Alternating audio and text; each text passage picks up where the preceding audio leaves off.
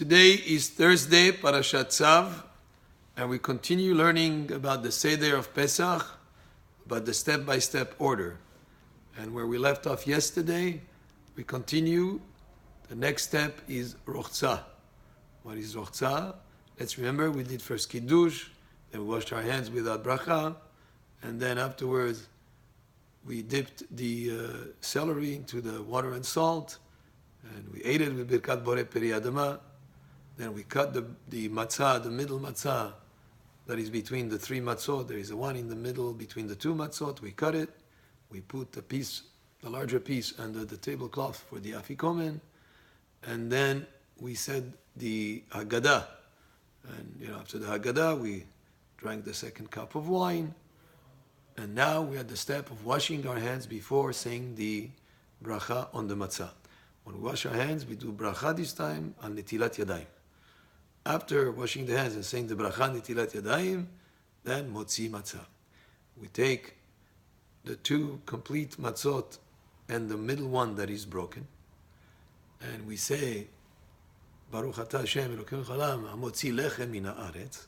Then we drop the bottom matzah, we let it fall from our hand, and we keep now only the top matzah and the broken matzah, and we say the bracha an achilat matzah. And this matzah, preferably, it should be matzah shmura. It's a matzah shmura is a matzah that the wheat that was made for making the flour for that matzah was observed and it was safeguarded from the time of harvest that it should not come in contact with any water. And that's why it's called shmura, which means in Hebrew guarded. It's been guarded. We've been making sure from the time of harvest. The regular matzah, which is not matzah shmura, we observe and make sure that it doesn't come in contact with water, that will make it chametz from the time that we start preparing the matzot.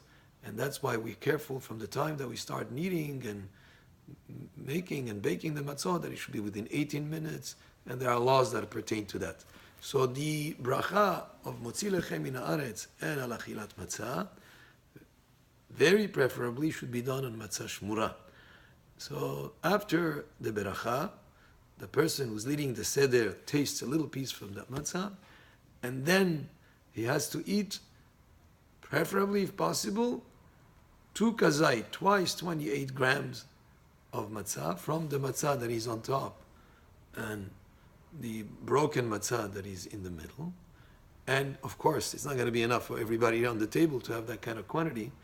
But the minimum, and that's very much acceptable, it's okay to do it, also with just 1 kazait, with 28 grams of matzah at this point.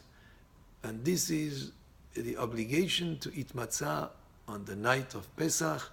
He has to have in mind that he's fulfilling, it's a good thing to have in mind that he's fulfilling a mitzvah of achilat matzah. And when he eats the matzah, he has to lean to the left. If he forgot to lean to the left, he has to eat again another kazait, another 28 grams.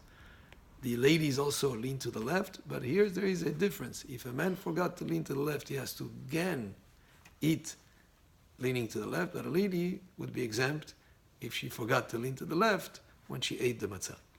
The matzah should be eaten alone, without anything else. You don't mix any other taste with it. You eat just plain matzah, and as you eat it, leaning to the left, you should eat it. That amount of 28 grams should be eaten within the space of 5-6 minutes, 7 minutes at the most, because otherwise, if you stretch the eating of it over a longer time, it's not considered to be eating in one unit. We want it to be in one unit of eating to fulfill the mitzvah of eating the matzah. And that's a very important part of the holiday of Pesach, to eat matzah on the first night, and here in the diaspora on first and second night. If the rest of the meals you didn't want to have any matzah at all, then you can skip the matzah and have maybe only potatoes or that type of thing.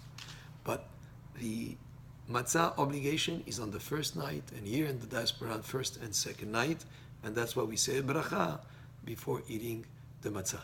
If someone, for health reasons, is not allowed to eat matzah, then he should not eat matzah. That's goes without saying, or maybe if the doctors would allow him to eat a small piece, he doesn't have the obligation to eat the full amount. Now, for an older person, maybe somebody who has a hard time chewing and swallowing the matzah, we would make it permissible.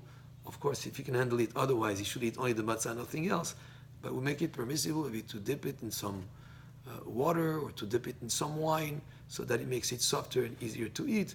And if need be, because he really still cannot, maybe to add something else for him to be able to swallow it. But in the first place, a regular person who's able to handle it without any question should definitely eat the matzah, plain matzah, and not matzah that is made with eggs, and not matzah that is made with fruit juices, but the simple, plain matzah, again, leaning to the left and eating at least kazait, and if possible, in this first eating of the matzah, 2 kazait if possible, but 1 kazait, which is 28 grams, is definitely enough. And then we'll continue tomorrow. Baruch Adonai le'olam. Amen ve'amen.